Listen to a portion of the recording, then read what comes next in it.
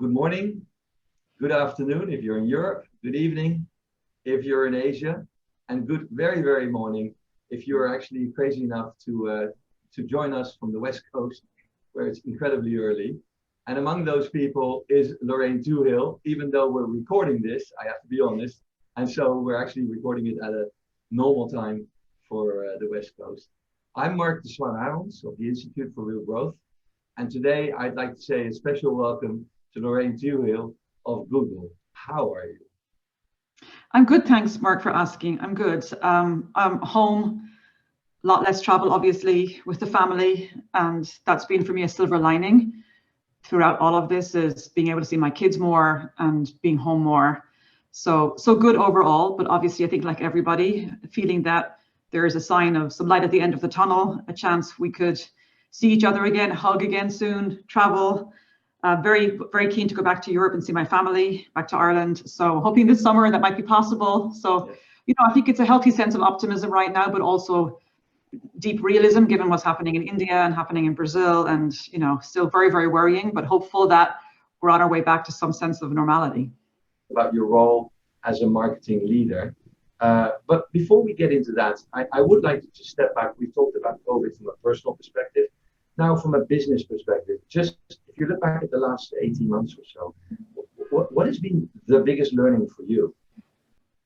Well, I think there's been a lot of learnings for all of us. I certainly felt the need to take the time to process a bit and think about, like, what have we learned from all of this? What are the silver linings? What did we take out of this? In fact, I think there's a lot of things I don't want to lose from this that I think have been really good for us. I would say one of the biggest things is understanding that we had very strong foundations going in. We had teams who worked well together. We already had a culture where we could work quite well remotely. We were used to being on video conference. We already had a culture where we could move fast, make decisions fast. And I saw all of that get even better through COVID. I think had you asked me pre-COVID, could we have all worked as well as we did while being remote and all being apart, I would have said, hell no. Turns out we could. Folks in the teams carried home, editing kits, carried home production units, built them in their garages so we could make work. Just the entrepreneurship in the team and the agility of the team. People moved fast to get home setups built so work could continue. So I was just really proud to see the teams pull together, to see the company pull together. And I think a lot of the stuff that, I love about Google, the agility, the sort of, up against it, like help people truly be helpful, show up and be helpful. How can I be useful? That's a huge part of our culture. It just really shone in the last year. I do think we made decisions in days and weeks that would have taken us weeks and months pre-COVID. And that's some of the agility I want to try and keep, the speed of decision making, sort of how we pull together fast and deploy teams fast, and just take some of those learnings back to now as we start to think about reopening and going back into offices. Do you find that as marketing, were you just one of the disciplines that was making this pivot? Because of course every company and everyone in companies needs to do it. Or did you also find that as marketing, you found yourself having a special role in helping the company make the pivot in terms of comms or? I think definitely the latter. It's just because of all the services we touch, we work across the whole company. We run so much of our external programs. And so we had a lot of places where we could start. We could very quickly pull together a whole list of suggestions that would actually be helpful to people. And we could also work deep with the product teams to make sure our products stood up and showed what they needed to show. So, for example, we worked with the WHO and CDC very fast to put on our homepage across 100 countries, like Do the 5, which was this campaign we ran to say, wash your hands, stay 6 feet apart, shelter in place, just the 5 things you needed to do and everyone needed to do at the very beginning. And like all the way through moments like that. So we put together, for example, for teachers, a Teach From Anywhere kits and a Teach From Anywhere program. Those are the kind of things that our team could stand up.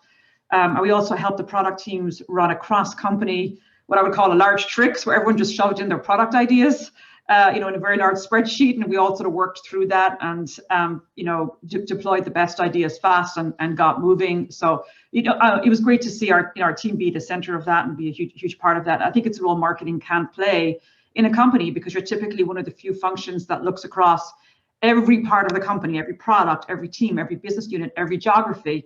So you have that tremendous visibility and you can connect the dots and sort of bring it all together.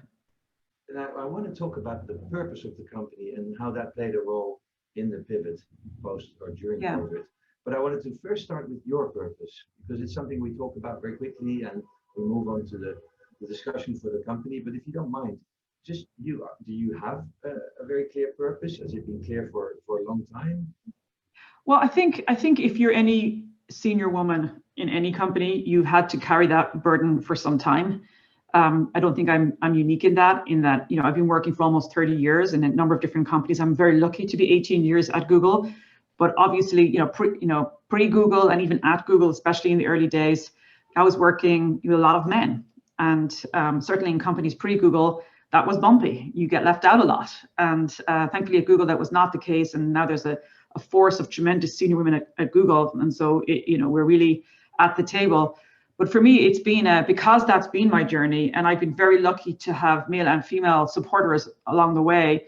I'm a big believer in making room at the table for more women and helping the next generation of women find seats at the table, find their voices, and make sure that they can participate, put their hands up, speak, and really are thinking about their careers and how they can grow.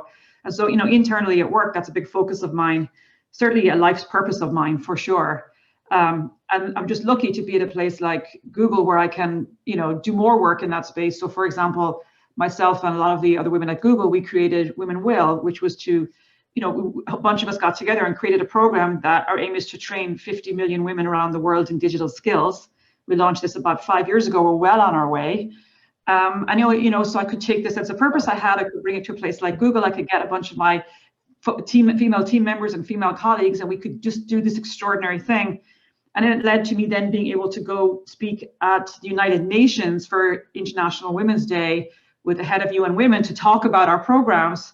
So it's just from this journey in rural Ireland where I, started, to being at the United Nations talking about the work I've been doing to help lift other women. It was such a defining moment for me. But it's only because, we could create these programs at a place like Google, and we could make all this happen. So, for me, that's been my life's purpose. It still is, continues to be. Every week I make time to meet, up and coming rising stars who are female, to bring them together, not just at Google, but across the industry. I just hosted a book session, co-hosted a book session discussion 2 days ago with a phenomenal author, Anna Malaika Taubes, who wrote a book called The Three Mothers, about the mothers of James Baldwin, Malcolm X, and Martin Luther King Jr. Really? Their mothers have never been recognized in history. They have never been celebrated. And it's Mother's Day on Sunday. So we want to help make Anna's book a huge success. And we brought together 50 powerful women, CMOs, CEOs, to listen to Anna talk about her book and to encourage them all to help spread the word and buy the book. And, like every week I try and have something like that, to do something to continue that journey and to make sure that we keep helping each other and lifting amazing women.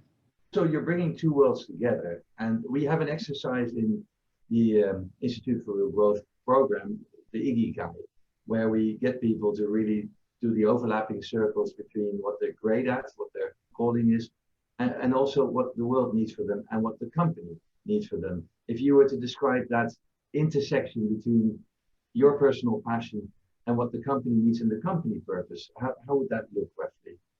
So it's a really interesting question. That sounds like a fantastic exercise, Mark, that you do together.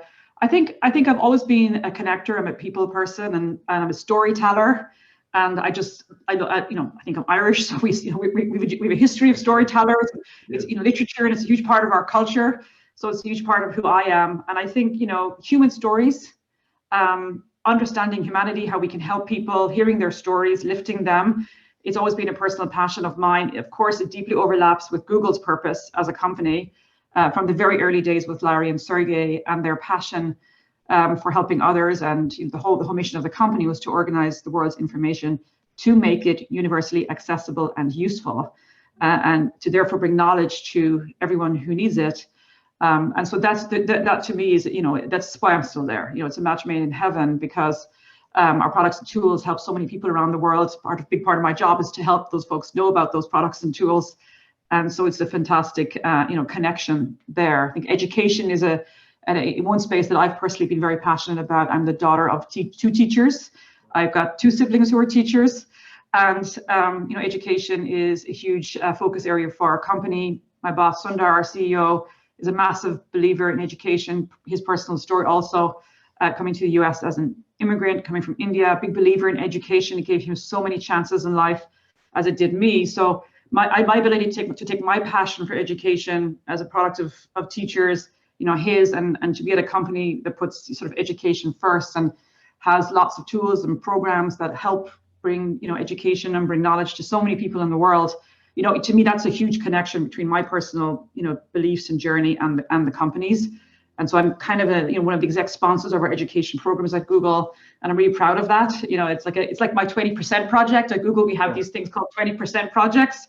And sort of one of my 20% projects is sponsoring education and looking across the company at our education efforts, for schools and teachers and for lifelong learning for people. And, again, that's one of the best examples of how my personal purpose and journey connects with the companies. I wanted to ask you next, which is about the role of the CMO. You mentioned education. I think you were talking mostly in the traditional sense and building capability. But do you find as a marketing leader, you're also responsible for educating what are engineers and people from very different disciplines around the power of marketing and the power of brands?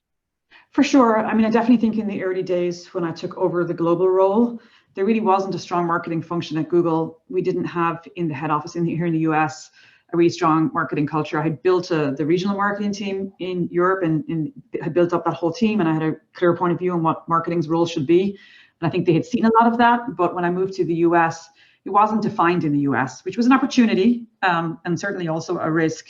And so I got to define really what marketing should be and could be at Google, and build a team and hire really our first really senior marketing leads and design the structure.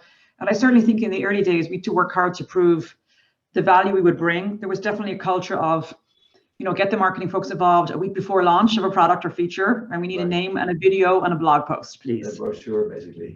We're kind of like the poster department, Yes, yes. And we worked hard to get involved much earlier. And today that is just standard procedure. But we worked hard to get involved way earlier at Google. Typically, when our new project's kicking off, like a new product and a feature, it's given a code name. That's what we have to get involved at the code name phase, and help with product positioning, help define what this product's going to be. And so building a strong product marketing function is critical in a company like ours, where you're sitting and working so much with product and engineering. You have to have very strong product marketers who can bring insights to the table and can go deep with product managers and engineers, but can also help them paint a vision for where they want to go. We're great storytellers. We're great at visioning things. So when you pull their ideas out of their heads, sometimes you can come back and say, is this what you meant? And you can create some fantastic visuals. Or we've created, especially in the early days and over the years, we'll create some really cool videos to show look, this is where these products could go. Is this what you're talking about? And I remember once our head of search going, oh my God, you just nailed my 2-3 year plan. And I'm just going to show this to Larry. And that's my plan, because we obviously they're all his ideas, but we just brought it to life and showed it to the lens of users and how that could look and manifest itself. And so I think that's a role we defined pretty early on internally, in adding value with the product teams and the engineers. And part of how we did that was just one of the first things we started to do as I moved over to the US was to build an in-house creative team called Creative Lab. And I have a partner who's been my partner all through the years, Andy Burnt and Robert Wong, who sort of run that team. They did this kind of work because it was in-house. There was trust built with the engineers and the product managers. Our creatives in the Creative Lab could go deep with the engineers. Engineers are inherently very creative too, and we could ideate together. And that actually built such a strong foundation of trust and got us involved, got us at the table way earlier in the process than just coming in at the tail end. And then along came Sundar. Sundar built Chrome. And here we are with our first, this is now going back 10 years and 11 years. And here's our first, huge consumer marketing challenge, brand new product. No one had heard of it. Of course, there are huge browsers in the world like Safari and Mozilla, Firefox and Internet Explorer. And no one gets up in the morning and thinks they have to change their browser. No one cared, right? It was just default. You hit the one that was there and off you went. And, with Sundar, we worked together, and Sundar and I went in at the time and pitched to our founders, Larry and Sergey, and to Eric, who was CEO, look, please give us a big marketing budget, and we're going to go do this big consumer campaign, and we're going to get folks caring about which browser they use and helping them understand why they should choose Chrome because it's safer, easier, faster, et cetera, and all these things it does. And so we did that. And so because Sundar and I went through this journey together and proved out that like consumer marketing and campaigns run well and across multiple countries can over time drive huge success, I now have a CEO and boss, because Sundar's now the CEO, who's a true believer in the role of marketing in the company.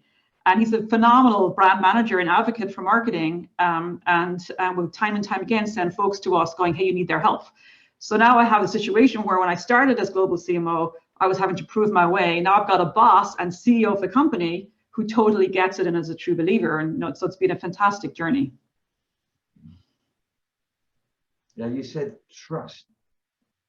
Yeah. I'm a big believer in trust. I think it's so important. Like, I think you have to build strong relationships, close ties, and you have to build trust. At the end of the day, these are human relationships. And that's what I talked earlier about strong foundations. That's really what I meant as we all went off, working from home. Having close ties, having strong foundations, having trust at the management team level, for example, us as peers, really trusting each other, believing in each other is so important. And I think it's really stood to us through COVID as we've all been very distributed, to have those close ties, to have that trust going in. You've touched upon the purpose of Google. I'd like to understand a little bit because we talk about this in the Institute program. When COVID struck, did you find that where purpose was most clear, the next steps, how to react was most clear? Was it how did that look at Google? Yes, I mean, definitely there was chaos as we went in, and so we very quickly started getting daily management team meetings together, regular communication to the company, clear game plans. First job we had to do was get everyone settled at home and make sure we could still function as a company and that products weren't going to fall down. We weren't going to let people down, billions of users down, companies down who relied on our products and services, even more so going into COVID. You can imagine the kind of pressure our systems took as the whole world went remote and started hitting our products and services. Google Meet being a great example. We had to work really, really hard to make it a lot better, faster, so that teachers and consumers and businesses could connect and operate. Google Classroom being used by teachers, same thing. Engineers sprinting through the night, through the weekends to make sure that we didn't fail people, that our products could cope with this huge rush towards the internet that happened with COVID. So I mean, that was really step one. We also stood back and thought, okay, what is our role in all of this? What is the role that we have as a company? How do we step up and show up and be helpful? And definitely my team spent a lot of time thinking about that. And at our core, we are an information company. That's what we do. And that's why we felt the most important first step we should take is to make sure clearly on our homepage, there's links to get the facts, get the information. In our search results, we built one boxes, we call them one boxes, like dedicated panels explaining what COVID is, how to stay safe. Do you have these symptoms? Next steps, if you do, where to find testing. In the early days, there was just a lack of clear information. Yes. And a lack of a way to get that clear information out to people. And so that's why we partnered with WHO, CDC, to make sure we could rise up, on our products, authoritative information across Google and YouTube, and make sure folks could find that in every country. And so that was a huge piece of work we stood up, and that was really step number one, which was just get information in people's hands. We also knew we could help reach, younger people who weren't necessarily following the rules, and this was really important for us. So our YouTube marketing team worked on, bringing all of the YouTube creators to the table and working with them to create, with me, Stay Home With Me, and this whole campaign about like all the great things you could do from home together. Just really getting the creators, encouraging all of their followers and all of their fans to just listen to them and just stay safe, stay home. And that was, those are just examples of ways, that was a role we could play as a company. These were things we could do. We could reach a lot of young people fast on YouTube. So we felt that was incredibly important work. And even now going through the latest phase of COVID, all the work we're doing about get the facts and our vaccine campaigns. So we've been running very large campaigns, across our platforms, and also with the Ad Council. We co-created the Ad Council vaccine campaign to get people, excited about taking the vaccine, and to work and try and reach high hesitancy groups to help them get comfortable with taking the vaccine. So, access to information, helping folks get the facts, helping them understand how to stay safe and then how to protect themselves through wearing masks, through through getting the vaccine, we felt was a really important role we could play.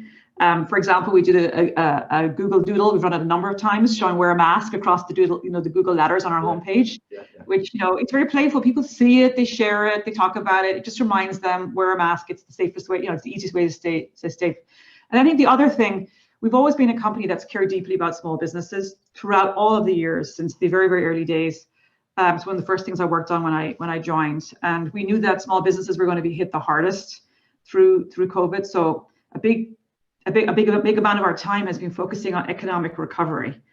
And so the two big focus areas for us there have been, how do we help small businesses through COVID, especially all of the ones that were not on the internet? As their physical front doors closed, could we help them find a digital front door? How do we give them digital skills and help them train up fast? We got such incoming from small businesses going, help us. How do we get on the map? How do we get found? How do we get found in search? How do people find us? How do we sell online? And so we would training them, helping small businesses survive and be successful. And then restaurants, on Google Maps, being able to change their settings. There was no option to say, you could pick up food. We didn't have things like that. So we had to very quickly build features that would allow businesses to say, yes, we're closed, but you can pick up between these hours, or here's our menu, and here are your options. Just really working fast to make sure we were incredibly helpful to these small businesses going through a tough time. And another part of economic recovery efforts was around digital skills. This is, again, sweet spot for us, something we've cared about for years. Turns out we had a lot of these programs, but they weren't all in one place. And of course, through COVID, they became critical, which is giving people digital skills, career certs. We have these career certs that help people change careers. And now we're seeing, coming out of COVID, we've launched a whole bunch of new career certs. These are certificates where you can actually earn a whole new type of career, a whole new type of job. And we have all of these amazing companies signed up to hire the graduates from these career certs and to give them meaningful new jobs and careers, which, again, I'm very excited about that work, because I think COVID's been an accelerant of, kind of a new world where there's different types of jobs today and different types of careers. And if we can arm folks with the skills for them, they can do these courses, 6-9 month courses, and have a whole new career. Data analytics is an example of that. Project management is an example of that. IT certificates, professional skills is an example of that. So those are some of the areas where we as a company could add tremendous value fast, and they felt like natural to us because we had existing programs. Let's talk a little bit now in your role as the head of the marketing function and the colleagues. We're in May. People started out on a sprint last March, a year ago. It turned out that actually it was a marathon.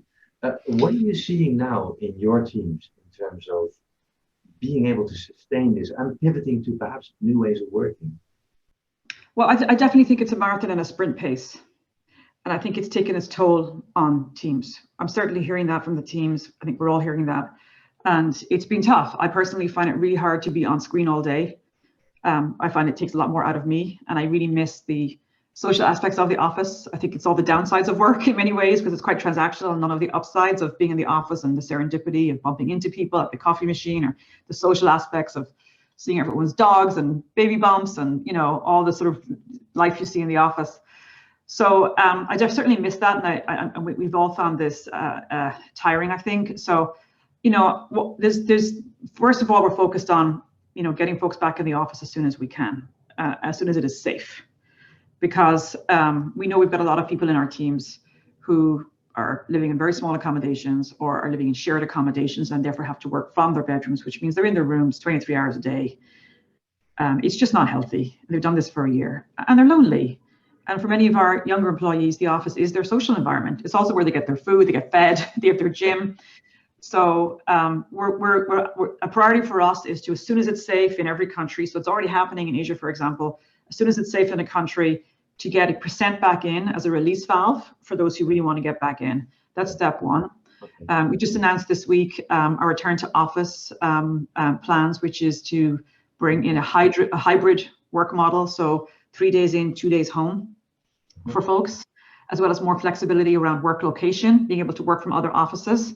So we're hopeful that would also help people. They can start thinking about that and planning towards that as soon as it's safe to get more folks back in. And then I think in the meantime, I've worked a lot with my management team and spent a lot of time thinking about How do we really, really prioritize tightly so we reduce the workload and make sure that people can cope with the workload they're carrying from home? How do we really stay focused on managing the amount of meetings and meeting time versus what I call deep work? It's something I've had to keep reminding folks, like, look, meetings are not the only way we work. In fact, for me, I think sometimes meetings are a distraction from the real work. Yeah. And you have to consciously block what I call deep work time every day in your calendar. I tried to have 2 or 3 slots of deep work, where you can read emails, review materials, get back to people, ping a few folks, make a quick call, all of those things that are not done in meetings but need to happen. And I think if everyone blocks time in their calendar for deep work, it gives you a break from the screens. You show up more thoughtfully. You have a chance to review stuff. You have a chance to get back to people. And I don't think we prioritize that enough. So, things like that, little tips and tricks that help. We've got this feature called Schedule Send in Gmail. We're all trying to actively use that now. So if you want to sit in bed at nighttime and write, 50 email replies, you can pick Schedule Send, and then they send at 8 a.m. the next morning, for example. Okay. Yeah. Right. So it may suit me. It may suit me to go do all my email at nighttime. It doesn't mean that my whole team have to get those emails then, and then their teams, and it cascades down, and everyone's affected by the fact that Lorraine does her emails at nighttime, right? As an example. So we're all trying to, and then because we're a truly global team, if we're all banging on emails end of day, it's really all these the European teams and the Asian teams are getting these pings during the night. So we're just trying to be more respectful of people's time and downtime, like Schedule Send. Encouraging folks to create boundaries. I really miss the drive home from work, because that for me was a natural boundary. I could process my day, go in the door, and start my evening. And I think, for me, I've tried to fast, thinking slow.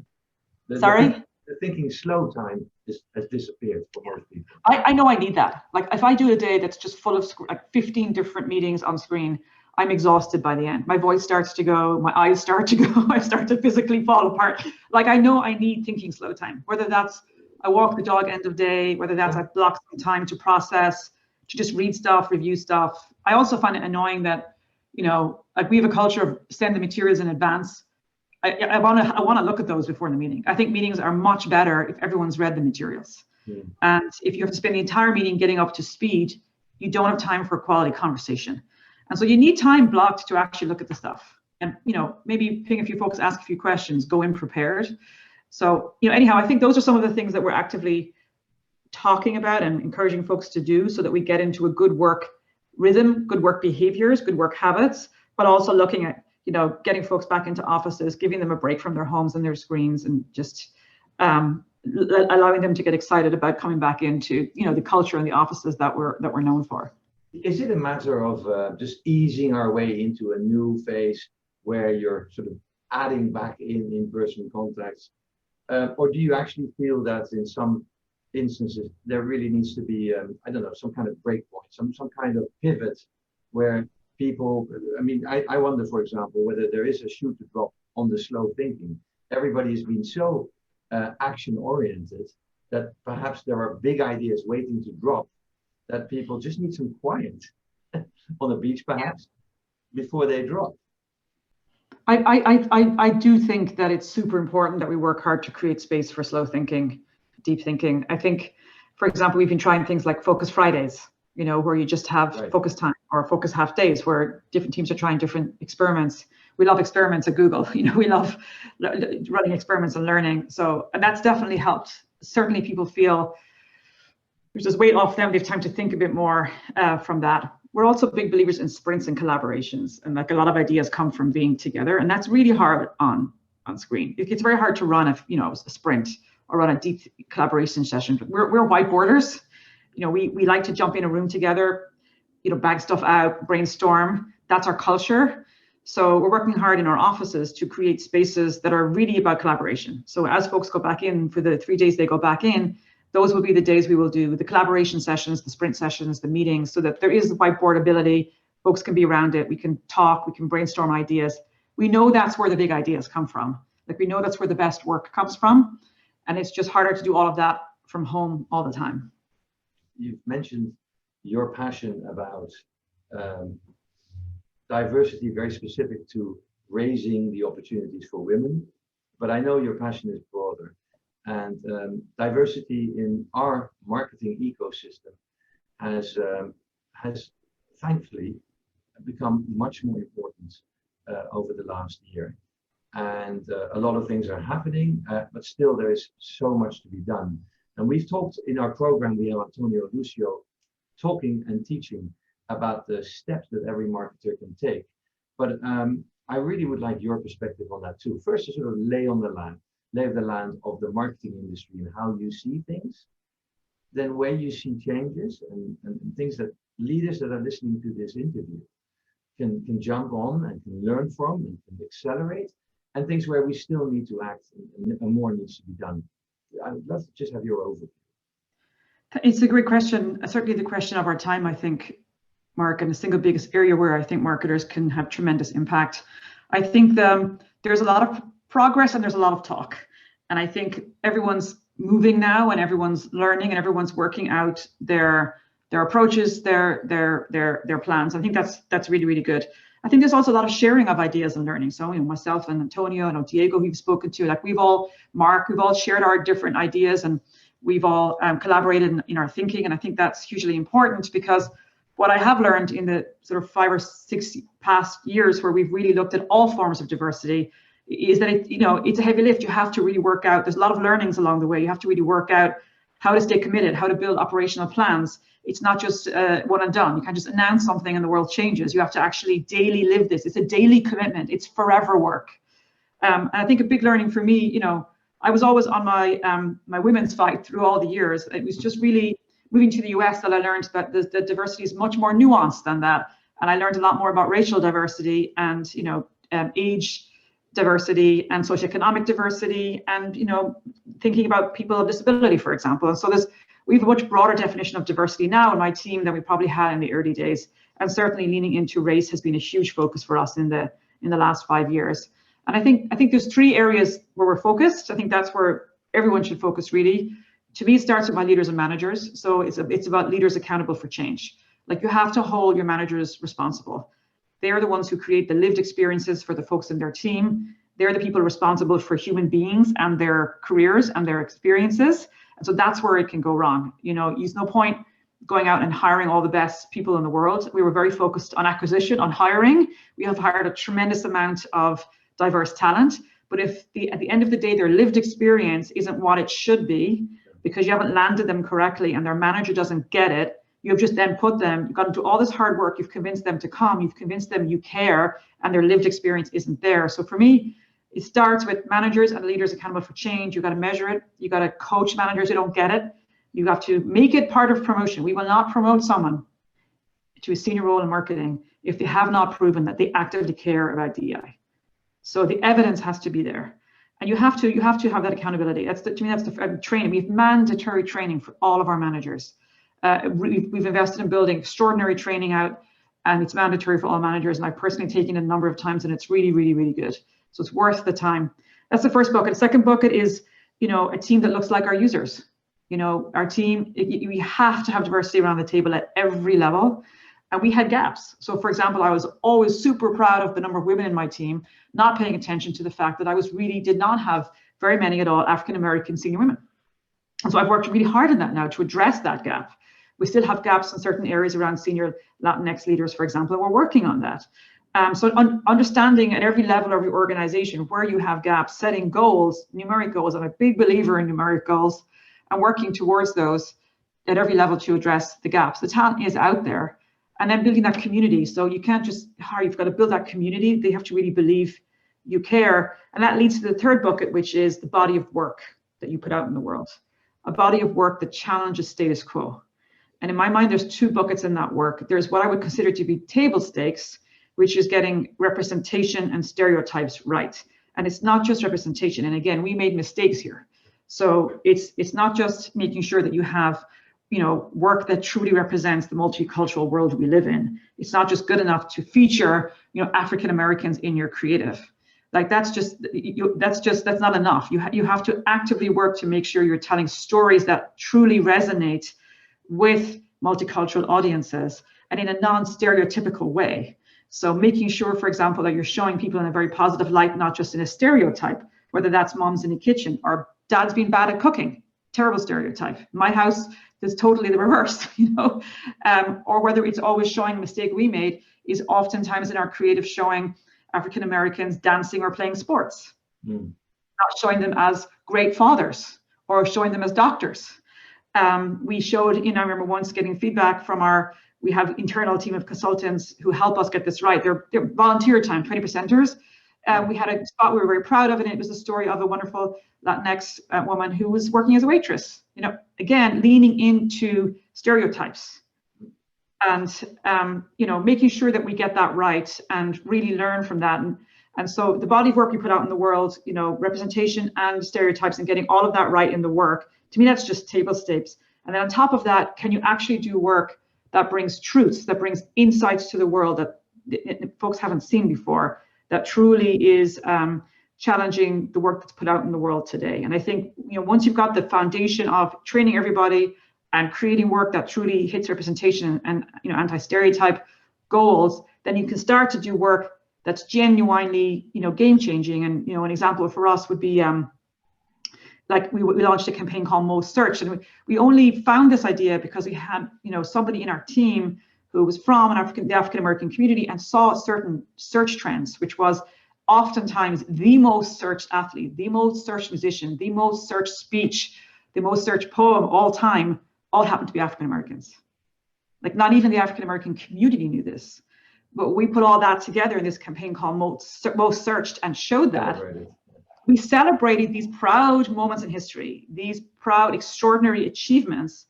And, it really mattered. And it became such a big thing. It just was, the reaction was extraordinary, and it just broke through in an extraordinary way. And I can tell you, we have run so many different campaigns. This thing broke through at a level we'd never seen, just in terms of talk and in conversation and sharing. And it was a huge learning for us that we hit a nerve there. It really mattered. Same thing through the protests of last year, the racial inequity protests. We put out, and again, these are important decisions you make. We put out a number of different pieces of creative, really mirroring what we were seeing in search results, mirroring the truths we were seeing, around Black Lives Matter and Black Trans Lives Matter. And again, just showing the kind of search trends we were seeing, showing what people were searching for, showing this huge spike in searches for allyship and how to be an ally, just showing that to the community. The people were with them. People actually cared. This stuff spiking off the charts. We're seeing it in search results, huge increases in searches for this. And just showing that to people, really helped them. And it was just a role we could play. So, to me, those are examples of being braver, doing work that's really beyond the table stakes, beyond just representation, and is really about creating a narrative in the world that you care. I know that you've been working, and it's a personal passion of your own, on a tool to actually audit content. And in the future, that might become available to the people listening to this. We don't know how yet, but I think that's really important to mention. Would you mind just sharing a little bit?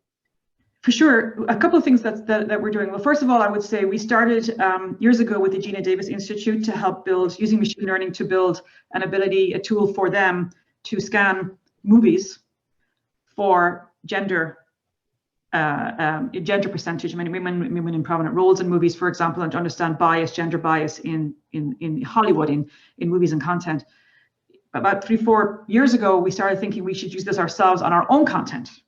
So how do we then audit? So in the last 3 years alone, we've audited 20,000 pieces of content, web pages, videos, everything we create. And by using this tool, but also manually, we've audited about 10,000 pieces of creative manually over 3 years to look at gender, but also race at a really detailed level through our creative. And I really think that's very important. We do it every single year. We publish internally, and I've also talked about it externally, including the data. We publish a report with the numbers. So we're very accountable around the numbers and where we have to do better. And for example, we learned in the first year that typically the women we were casting were 10 years younger than the men. So how do we close the gap?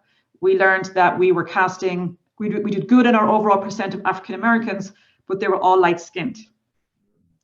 And we need to work harder to make sure we have more dark skinned African Americans. We didn't have in videos about our phones, like Pixel phones, for example, what color is the hand? Who's the protagonist? The voice of God. We all have voiceovers in so much of our creative, often male or does the voice sound very white? So, it was all of these details that the creative audit taught us so much, and it gave us goals, because then we could say, okay, we want to shift the number of Latinx, protagonists in our creative from X to Y. And it gave us all as a team goals, out of which we developed training, out of which we developed programs, internal campaign playbooks. Now, what I want to do, because this has been a tremendous amount of work and learning, what I want to do is systemize it in a way that we can bring that out to more people. Just because it's been so hard for us to get this right, Marc, and it's taken us so much time and it's an awful lot of learning, if we can help others get there faster, yeah. I would love to do that. I'm starting with my own agencies. We work with hundreds of great agencies. There's 9 or 10 that are almost half of our creative spend. They're hugely important to us. I meet with them personally on their own diversity numbers, and at every level of their companies, from management down, we have a clear understanding of their hiring and their numbers. But in terms of helping them get there faster, so they can bring it to all their clients too, as well as to all of our work, I want to bring the training and the tools to them first. And they're now giving us feedback on all of this to make it even better. So my hope is, once we've been through that, we'll actually have an even better, more useful toolkit that we can bring out to more people. That's very exciting, and it's you clearly developed something. There's no reason why other people shouldn't apply it. And one of the things we hear so often in our program, companies like Google can do this, but we can't. But actually, they can. They can. I don't think what we did is rocket science. I do think it's hard work, and I think it took committed people in the team to crack it. Yeah. And I think it's a lot to expect each of our agencies, many of which are small, because we love working with more boutique shops. I think it's a lot to expect each of them to crack it by themselves. Exactly. And so that's why I think if we share our learnings, and it won't take others the 3 to 5 years it took us, they can get there faster, because we've captured all of our learnings, and we actually have a nice toolkit and playbook now that we think will help people. I mentioned to the people listening that this is a recording. I also need to mention that I've infused our conversation with some of the questions that people asked ahead of time. And I need to explain that immediately after this, we actually have something new for us. It's called the CMO Cafe. And it's really for you to, the link will be shown now, something that people that want to actually discuss this conversation or themes that were raised throughout this conversation, and to have a very informal discussion around those. Please join us if you want in the CMO Cafe. It's moderated by the IRG Community Director, Olga. Really, I would like to ask you 2 more questions as we edge towards the end. And I'll give you both so you can decide what order you want to do. The first is, we always ask the people we speak to, who else you think our audience can learn from, needs to learn from. And that's one that I'm going to shoot at you. And the other one is really, if there was one thing that you wish that no one else had to learn the way that you had to learn it, and you can just tell them now. What's the big thing that you wish you'd learned 10 years ago? So those are 2 final questions from me. You can choose which you do first. Wow.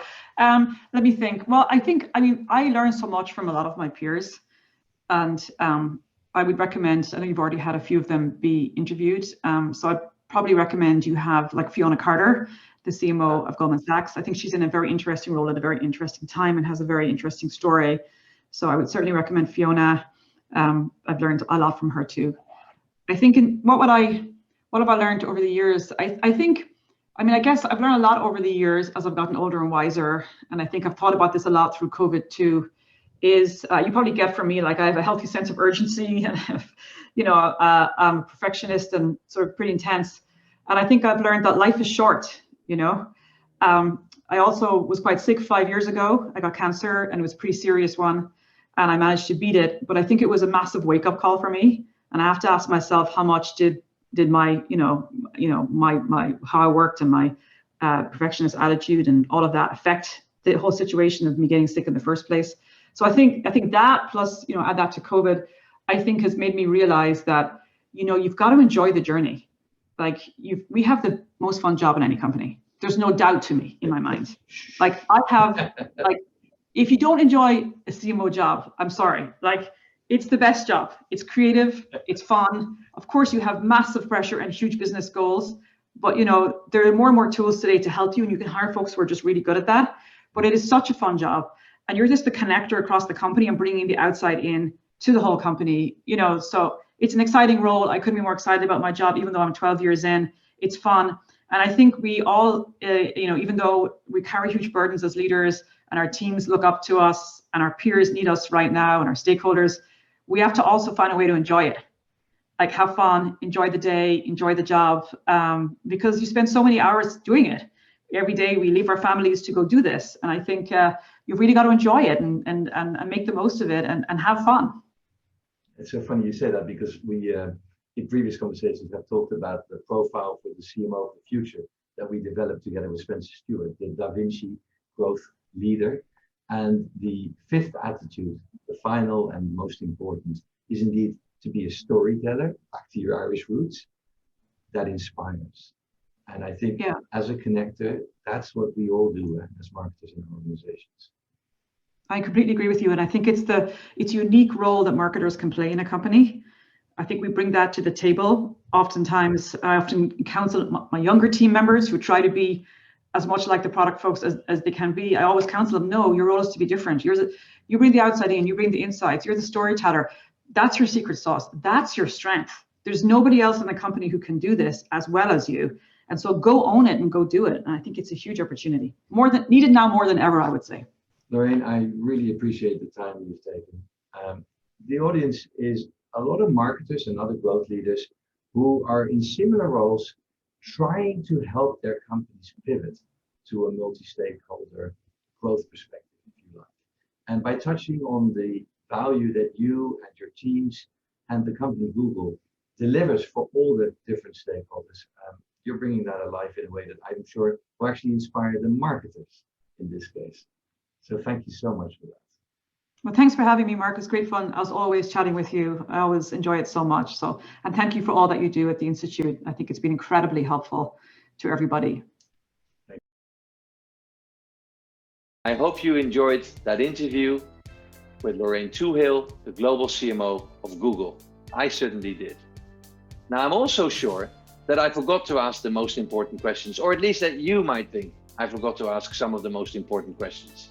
And that's why we have something new, the IRG CMO Cafe. If you look right now in the chat, you'll see that there is a link there to a new Zoom room, one that is hosting the IRG CMO Cafe. Click on the link and join the discussion. In that Zoom room, you'll find Kate Stanford, who is part of Lorraine's team, and Aljan de Boer, who is the IRG Community Director, and they will pick up the discussion talking about things that Lorraine and I discussed and many, many more topics, and you can join. You can ask questions, but you can also give your perspective. We hope you join.